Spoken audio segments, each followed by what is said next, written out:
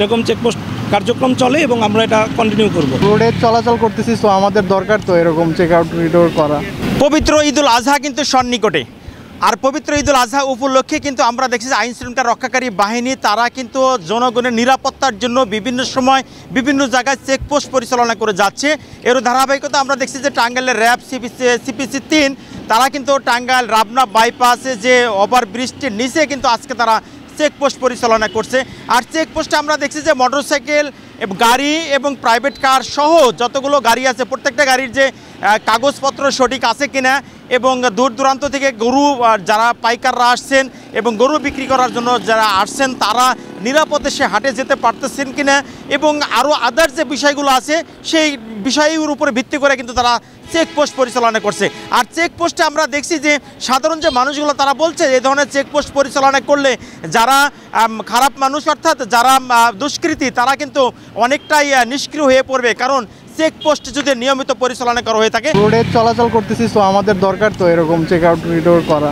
So ওনাদের কাজ ওনারা করে যাচ্ছে, করা উচিত। ভালো না, অবভিয়াসলি ভালো বলবো, একদম খারাপের দিকে তো আর যাবে না। এটা ওনাদের দায়িত্ব তো পালন করাই লাগবে।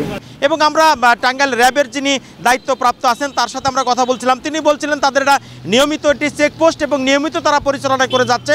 মাঝে মধ্যে হাইওয়ে রাস্তায় রাতের বেলায় এবং দিনের বেলায় তারা কিন্তু দেখছে। আমরা এই মুহূর্তে দেখছি যে টাঙ্গাইলের যে রাবনা বাইপাস সেই বাইপাস ব্রিজের নিচে ওভারব্রিজের নিচে কিন্তু আমরা দেখছি যে সেই চেকপোস্টটি পরিচালনা করছেন এবং প্রত্যেকটা গাড়ি তারা চেক করছেন, গাড়ির থেকে কাগজপত্র আছে কিনা সেটা তারা দেখছেন।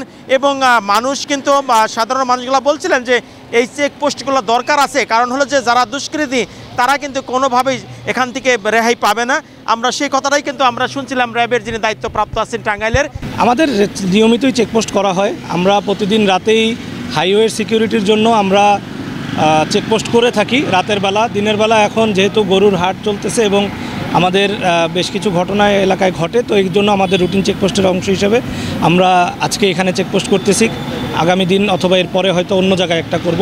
সাধারণ লোকদের সচেতনতা, তারা যেন মোটরসাইকেল গাড়িতে যে নিয়ম আছে আইন মেনে যেন তারা চলাচল করে এবং আইনশৃঙ্খলা পরিস্থিতি যেন ঠিক থাকে, এই উদ্দেশ্যেই আমাদের এই চেকপোস্টটা করা। আমাদের এরকম রুটিন চেকপোস্ট আমাদের প্রতিদিনই হচ্ছে, বিভিন্ন জায়গায় জায়গায় আমরা করছি। রাতের বেলা আমরা যাত্রীবাহী বাসগুলো এবং এদের নিরাপত্তার জন্য আমরা চেকপোস্ট করতেছি, তাদের সিকিউরিটি প্রদান করছি। পাশাপাশি দিনের বেলায়ও বিভিন্ন জায়গায় আমাদের এরকম চেকপোস্ট কার্যক্রম চলে এবং আমরা এটা কন্টিনিউ করব। আমরা একটি বিষয় আপনাদেরকে বলে রাখি যে ঈদুল আজহা যেহেতু সন্নিকটে, সেই উপলক্ষে কিন্তু দুষ্কৃতিকারীরা কিন্তু একটু মাথা চারা দিয়ে ওঠে। আর এই মুহূর্তে যদি আইন শৃঙ্খলা রক্ষাকারী বাহিনী তারা যদি তাদের সঠিক দায়িত্ব থেকে তারা যদি কঠোর অবস্থান নেয় তাহলে কিন্তু আমরা দেখব যে সেই দুষ্কৃতিকারীরা খুব একটি বেশি দূরে তারা যেতে পারবে না এবং মাথা চারা দিয়ে কারো ক্ষতিও তারা করতে পারবে না।